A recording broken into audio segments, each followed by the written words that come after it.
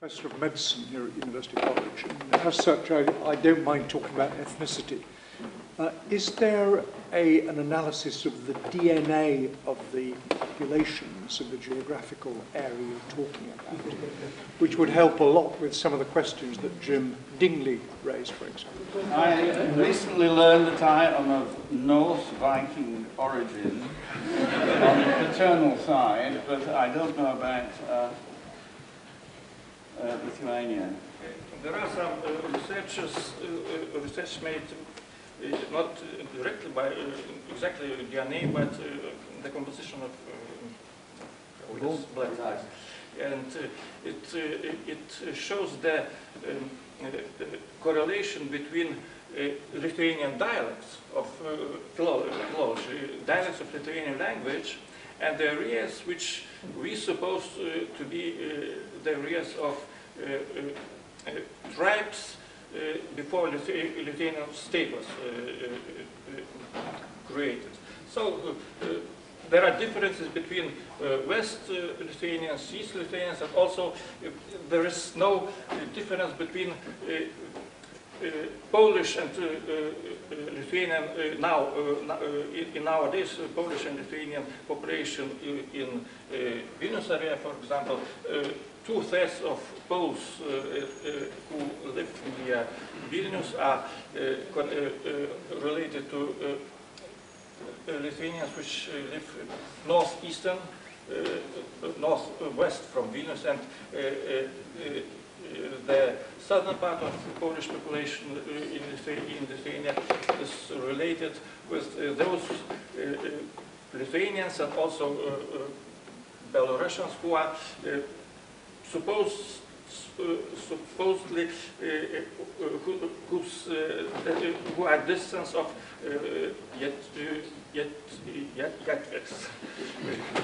not Lithuanian Baltic group. If in a democratic Belarusian state that they started to look back to the symbols of the Grand Duchy of Lithuania, and I'm thinking particularly of the Vitis or the Bahonia, and which was the symbol of Belarus between 91 and 95, and sought to claim that again, how would Lithuania react to that situation? And a question to Jim Dingley. Norman Davies said that we have to be sensitive to the plurality of memories, but Belarusians' historical memory largely starts in 1944, or at least Lukashenko's historical memory starts in 1944. How can we help Belarusians make that connection to their past? And maybe this is something that people working on democratization projects in Belarus could think of. And I think perhaps of something like a Who Do You Think You Are type of program, which would help connect people in Belarus to their forefathers and to the Belarusian land. And I wonder if you have any ideas in that respect. I know for a fact that the Belsat TV station that broadcasts from Poland is actually putting out broadcasts about Litva, yeah, to try to get people involved. I mean, this is why that wretched man Krishnapovich last week started fulminating about the Oginskis and the Radzivils not being anything to do with us. So the message is there. There are other voices now that are being raised in opposition to this very concept of having any interest at all in the Grand Duchy. And you are absolutely right that something has to be, well, no. When I say something has to be done, that is not what I wanted to say. Part of the growth of historical memory is important for the creation of a stable state. And you're right to think that the historical memory that Lukashenko is creating is to do with Lukashenko. Like the sudden creation of this thing called the Stalin line, which sounds a bit like the Maginot line, something that was entirely useless if it ever existed. And this renewed insistence on the partisan movement in the Second World War as being something exclusively Belarusian. It is we who defeated fascism. Quite wrong, but it's a nasty development, I think, in the state now. How you go about producing a historical memory that doesn't offend other nations is really one of my major concerns. And that will produce a Belarus worth having. Thank you. About the first question, well, really before 1995 or 6, Belarus had as its national emblems all the GDL emblems. And well, as far as I know, there were no objections from the official sites in Lithuania. Then it was a decision, well, of Lukashenko to go back to Soviet symbols, and I think we will have nothing against if Belarusians will go back to the decision of from the first years of independence. There is, the problem is lessened by the fact that the Lithuanian state chose as its flag, national flag, tricolor. So this old Grand Duchy Lithuanian flag is free for use. By Belarusians, we have nothing against it. Still, the Belarusian nation is in flux, so they haven't really formed a proper nation, most of the people. And one of the manifestations of that is that some people are still calling the country Belarus, and people call it Belarus, and I think that the right word is Belarus, and Belarusian is the right objective. And my question is, for Norman Davies, why did you choose Belarus as the ancestor of the Grand Duchy of Lithuania? Because as you said, it was a multicultural, I mean, the result of the Grand Duchy was more than just one nation. It resulted in more than one. And the other question is for our guest from Lithuania, is about the language. So I studied history in Belarus in early 90s, and the official version, the official Belarusian version, that the language was the Old Belarusian. This is the language in which the statute of the Grand Duchy of Lithuania was written. So my question is how the Lithuanian historians view that. Why did I choose modern Belarus as the present-day scapegoat? Obviously to be provocative, to make people think.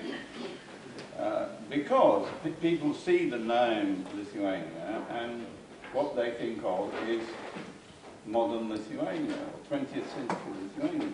So obviously that was behind it. But, it's also a matter of the size, the relative size of the territory. Like a big chunk of the later Grand Duchy was what is now Belarus. So those were my two motives, trying to make the English-speaking people who know on the whole very, very little about this, to think, well, actually, this is the part of the world that we're talking about. The name for this language, Slavic, Rusiano, which the best translation into English will be Ruthenian, because it is you can't exclude Ukraine. The process of division to Belarusian nation and to Ukraine nation was long at the final time when Ukrainians separated is 17th century actually. And the time when this Ruthenian language was used is earlier a bit. It's most of all the 16th century. And so the best word to signify this language, in our opinion, is Ruthenian. And one word, I want to add that legally the status of this language as fixed was only 1588, the third statute, and it was proclaimed as the language in self-government institutions, local. Pisar Zemsky, по-русски писать должен. Pisar Zemsky, the scribe in the